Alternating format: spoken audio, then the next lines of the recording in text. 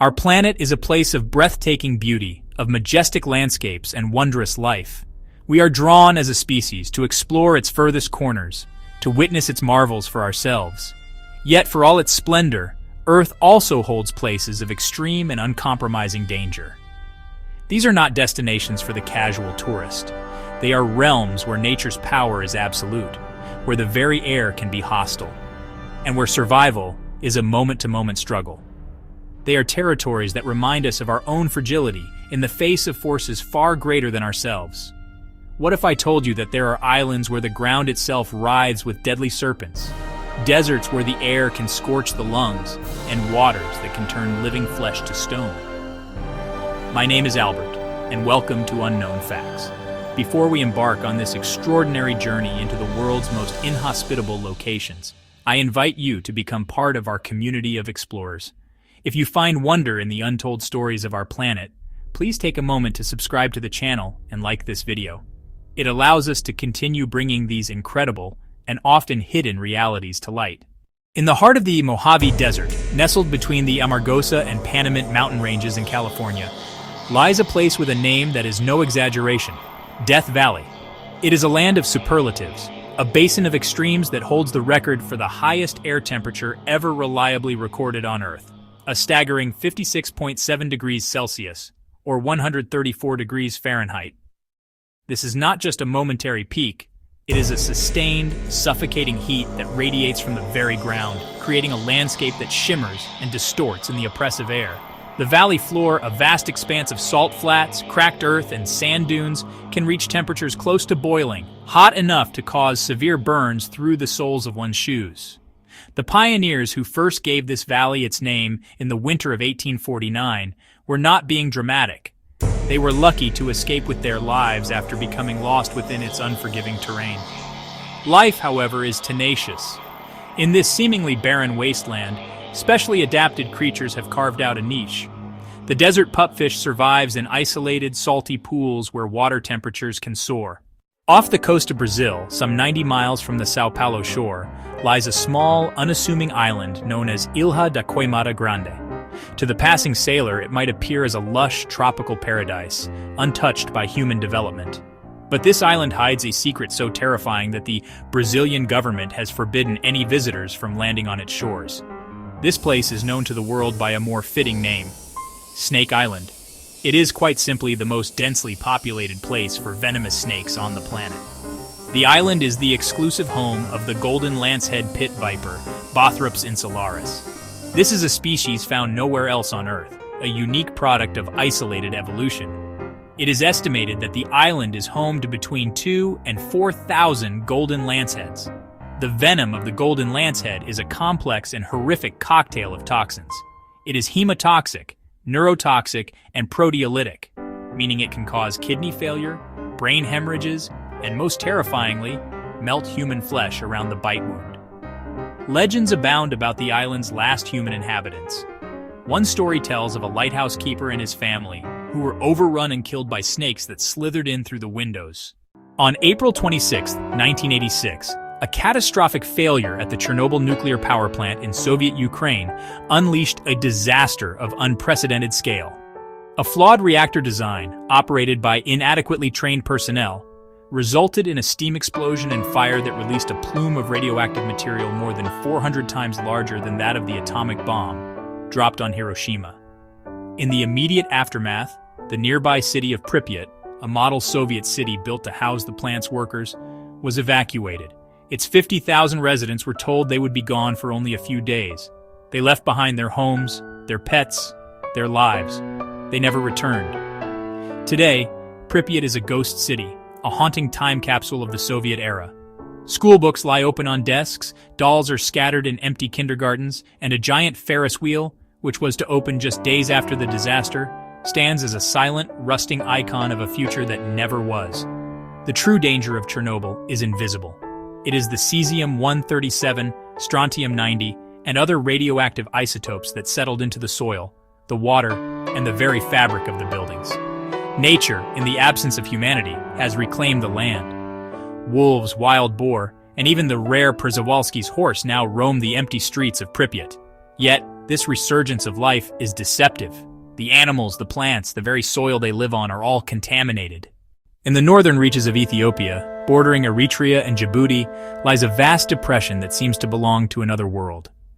This is the Danakil Desert, a place often cited as the hottest inhabited place on Earth, and arguably its most geologically hostile.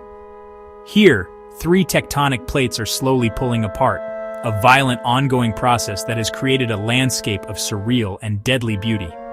Temperatures in the Danakil regularly soar above 50 degrees Celsius, or 122 degrees Fahrenheit. But the heat is only one of the many dangers. The air is thick with the suffocating stench of sulfur, and poisonous chlorine and sulfur gases seep from fissures in the earth. To breathe too deeply in the wrong place can be fatal. One of the most visually stunning, yet perilous features is Dalol. It is not a single volcano, but a vast hydrothermal field of phreatic craters. Here, hot briny water is forced to the surface, bringing with it a cocktail of minerals that crystallize into incredible formations of brilliant green, yellow, and orange. It looks like an alien garden, but these pools are not water. They are highly acidic, hypersaline liquids, some with a pH lower than 1. They are cauldrons of acid, hot enough to scald and corrosive enough to dissolve organic matter. Despite these hellish conditions, the Afar people have called this region home for centuries. They are one of the most resilient cultures on Earth. For generations, they have undertaken arduous journeys into the heart of the depression to mine salt. Leading long camel caravans, they cut slabs of salt from the dried lake beds, a practice that has changed little over time. Sagarmatha, Chomolungma, Mount Everest.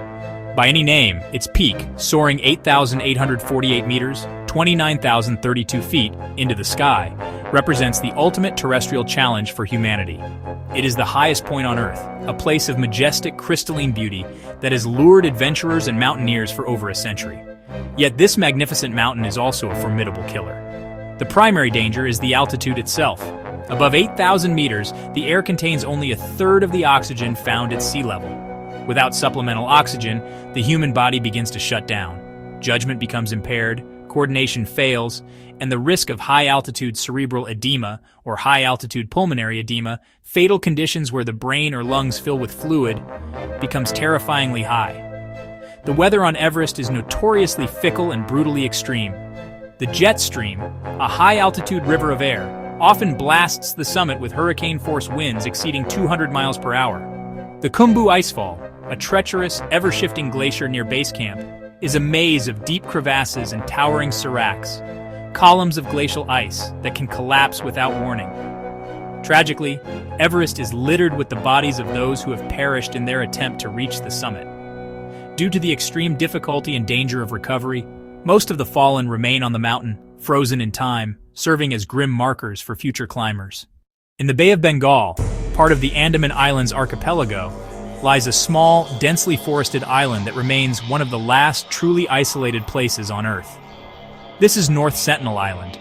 It is not dangerous because of geology or climate, but because of its inhabitants, the Sentinelese people.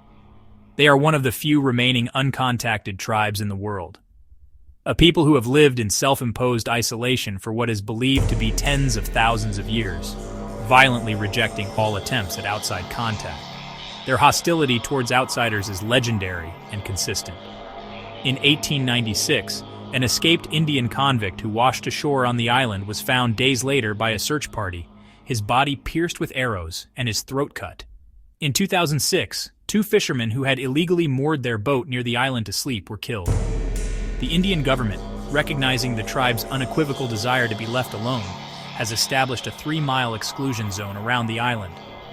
This policy is not just to protect outsiders from the Sentinelese, but more importantly, to protect the Sentinelese from the outside world. Having lived in complete isolation, they would have no immunity to common diseases like the flu or measles. A simple cold could potentially wipe out their entire population. In the Gregory Rift of northern Tanzania, close to the Kenyan border, lies a body of water that appears both beautiful and deeply sinister. This is Lake Natron.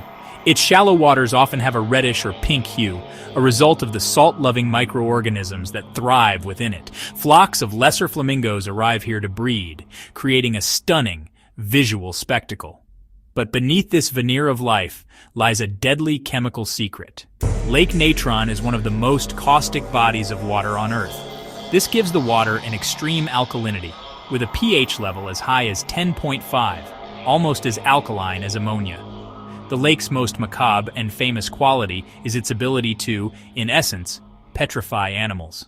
Unwary birds and other creatures that die and fall into the lake are preserved by this unique chemical brew. Photographer Nick Brandt brought this phenomenon to global attention with a series of haunting images. He found these calcified creatures washed up along the shoreline and placed them in poses as if they were still alive, creating a chilling gallery of nature statues.